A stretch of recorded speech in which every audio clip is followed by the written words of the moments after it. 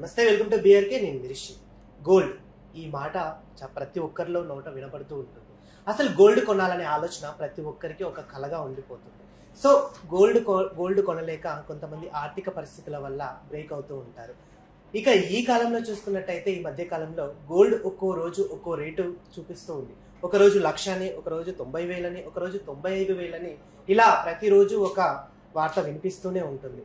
మరి అలా ఎందుకు జరుగుతుంది? గోల్డ్ నిజంగా ఒక స్థాయిలో ఉంటుందా? ఒకే రేటుగా ఫిక్స్ అయ్యి ఉంటుందా? లేకపోతే మళ్ళీ తగ్గే ఛాయిస్ ఉందా, పెరిగే ఛాయిస్ ఉందా? వీటన్నిటి గురించి తెలియజేయడానికి మనతో పాటు ఉన్నారు సీనియర్ స్టాక్ మార్కెట్ అనలిస్ట్ చక్రవర్తి గారు.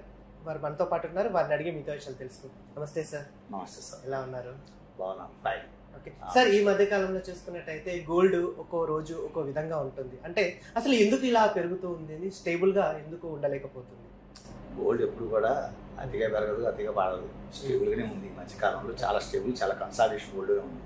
పెరగటం ఒక 1 year నుంచి ఎక్స్ట్రీమ్గా పెరిగిన మాట వాస్తవం, ఒక 3 నెలల నుంచి కన్సాలిడేట్ అవుతున్న మాట వాస్తవం. గోల్డ్ని ప్రభావితం చేసే విషయాలు చాలా ఉంటాయి ఇండియన్ మార్కెట్లో. ఈ ప్రభావితం చేసే విషయాలు నేను చాలాసార్లు చాలా వీడియోలు చెప్పడం జరిగింది. అయినా ఒకసారి బ్రీఫ్గా ఎక్స్ప్లెయిన్ చేస్తాను. ఒకటండి, గోల్డ్ ధరను ప్రభావితం చేసే దాంట్లో ఫస్ట్ ఏంటంటే dollar and rupee exchange difference. ఈ డాలర్ రూపీ ఎక్స్చేంజ్ డిఫరెన్స్ అనేది ఆల్మోస్ట్ ఆ పీక్ వచ్చింది. ఇక్కడ డాలర్ కూలిపోయేది లేదు, డాలర్ విపరీతంగా డాలర్ వాల్యూ పెరగటం లేదు. అంటే రూపాయలు పడిపోవటం కానీ విపరీతంగా పెరగటం కానీ ఇప్పుడున్న ఒక కండిషన్స్లో జరగదు. అందులో ఒక ఇంపాక్ట్ అనేటువంటిది ఆల్మోస్ట్ ఆల్ లేదు అనుకోండి గోల్డ్ మార్కెట్ వల్ల.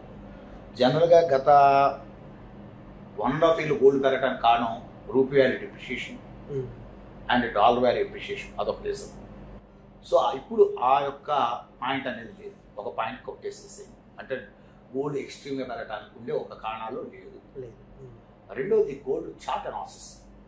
చార్ట్ అనాలిసిస్ ప్రకారం కూడా గోల్డ్ పెరగాల్సింది, పెరిగింది యాక్చువల్. తర్వాత ఇప్పుడు కన్సాలిడేషన్ మోడ్లో ఉంది.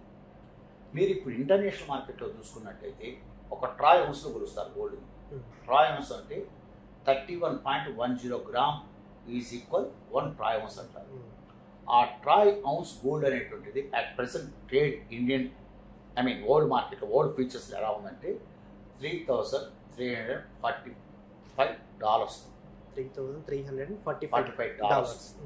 $45 ట్రేడ్ అవుతుంది ఇప్పుడున్న పరిస్థితులు.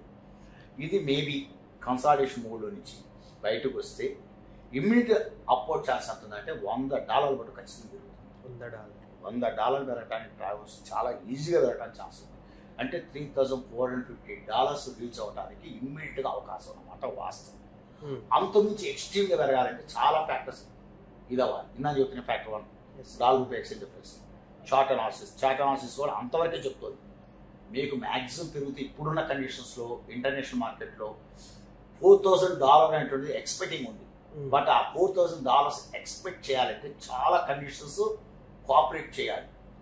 అవన్నీ కోఆపరేట్ చేస్తే నేనైతే అనుకోవట్లేదు $4,000 ఇమ్మీడియట్గా రీచ్ అవుతుంది అనుకోవట్లేదు. Gradually it takes time.